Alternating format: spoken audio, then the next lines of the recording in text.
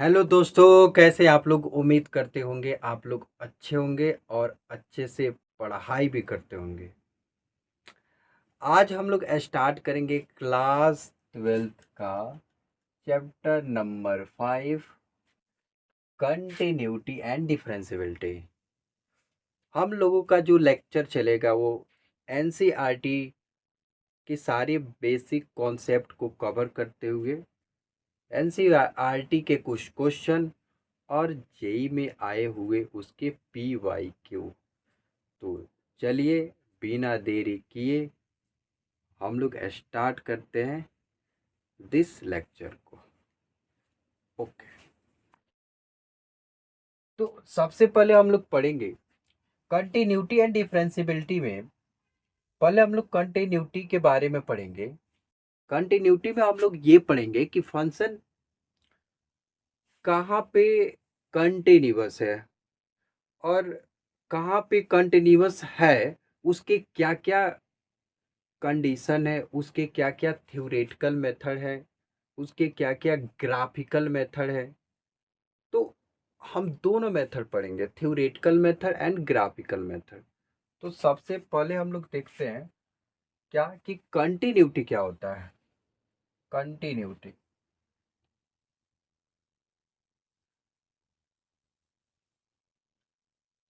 Continuity वह point होता है, कंटिन्यूटी वह बिंदु होता है जहाँ पे फंक्शन कंटिन्यूअस होता है।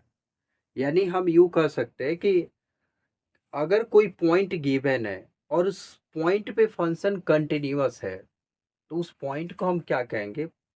कंटिन्यूटी। यानी कहने का अर्थ यह है कि द पॉइंट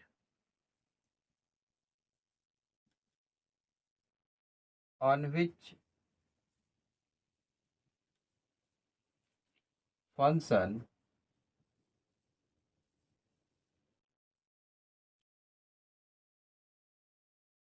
यानी f of x is continuous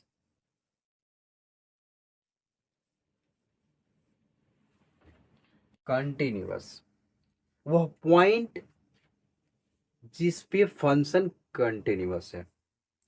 okay, अब हम समझते हैं कि यदि फंक्शन कंटिन्यूअस होता है तो उसके क्या कंडीशन होते हैं। तो अगर फंक्शन कंटिन्यूअस है, F F of x is continuous f of x is continuous at x is equal to a function continuous है ए पे। तो इसके क्या कंडीशन होंगे? तो इसके ये कंडीशन होंगे कि limit x approaching a f of x is equal to f of a। Limit x approaching a f of x is equal to f of a means limit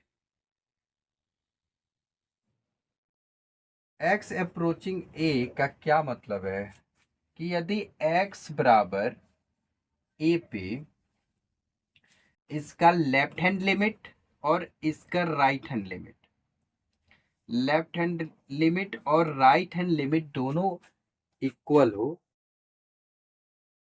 तो लिमिट एग्जिस्ट करेगा।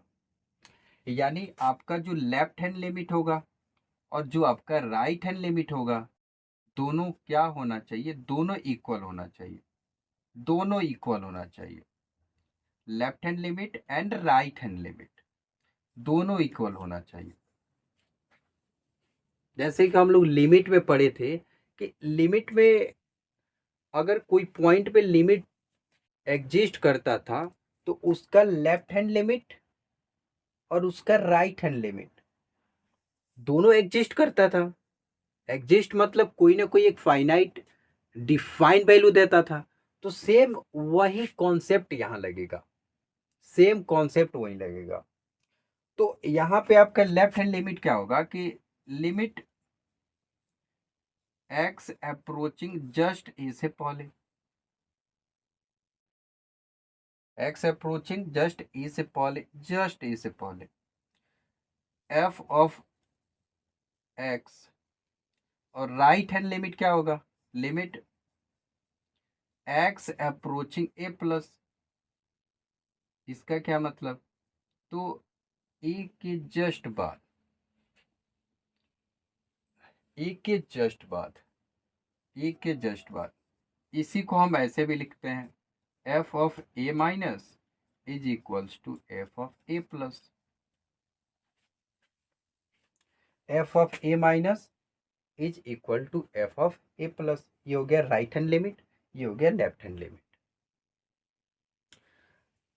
Okay, ये ए का जो power, sorry power नहीं, power नहीं, ए का जो माथे पे ये माइनस लिखा हुआ है, इसका ये मतलब नहीं कि ये ए का पावर है, नहीं, ये एक नोटेशन है कि हमको ए से जस्ट पहले वाला वैल्यू लेना है, ए से जस्ट पहले वाला हमको वैल्यू लेना है, यानी उसका लेफ्ट वाला, और प्लस का मतलब कि ए के जस्ट बाद वाला। आप लोग लिमिट चैप्टर में ये सब पढ़े होंगे। ओके, तो लिमिट एग्जिस्ट कब करेगा, जब लिमिट एग्जिस्ट कब करेगा, जब left hand limit right hand limit के इक्वल हो। तो यहाँ पे हम कह सकते हैं कि left hand limit is equal to right hand limit is equals to F of A. Okay, left hand limit क्या है, तो लिमिट एक्स अप्रोचिंग ए से जस्ट पहले is equals to right hand limit क्या है, लिमिट एक्स अप्रोचिंग ए के just बाद F of X, बोलिए, is equal to F of, ऐसा हम लिख सकते हैं आसानी से। ओके, अच्छा, इसी को मैंने बताया कि इस फॉर्म में भी लिख सकते हैं कि F of A is equal to F of A plus is equal to F of, ठीक है। तो ये हो गया थ्योरेटिकल कंडीशन कि यदि फंक्शन ए पे कंटिन्यूअस है तो उसके left hand limit right hand limit दोनों इक्वल होना चाहिए, यानी लिमिट एग्जिस्ट करनी चाहिए, ये जो लिमिट होगा एग्जिस्ट करनी चाहिए। तो ये एग्जिस्ट कब करेगा, ये एग्जिस्ट कब करेगा, ये एग्जिस्ट तभी करेगा जब उसके left hand limit right hand limit के इक्वल हो जाए, जो कि है यहाँ पे।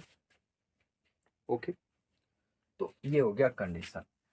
अब हम, ठीक है ना, कुछ एग्जाम्पल्स लेंगे और एग्जाम्पल से ये क्लियर करेंगे कि फंक्शन कंटिन्यूअस है तो उसकी क्या कंडीशन है, उसको हम कैसे देखकर पहचानेंगे। अगर कोई ग्राफ दे दे तो ग्राफ से कैसे हम लोग, ठीक है ना, बिना नहीं मेथड का अप्लाई किए ग्राफ को देखकर बता सकें कि ये फंक्शन कंटिन्यूअस है। ओके, एक छोटा सा इधर नोट में लिख लीजिएगा कि अगर ग्राफ हम मेरे सामने दे दे तो हम कैसे पहचानेंगे कि वो फंक्शन कंटिन्यूअस है। तो इसका एक एनसीईआरटी में बहुत सीधा साधा एक लैंग्वेज लिखा है कि बिना पेन उठाए, बिना पेन उठाए, बिना पेन उठाए बना बना कर्व, बना कर्व कंटिन्यूअस, बना कर्व कंटिन्यूअस होता है, कंटिन्यूअस होता है।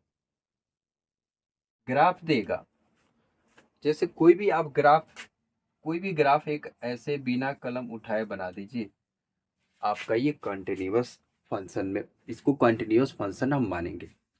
ओके, जैसे कोई भी, ठीक है ना, ऐसे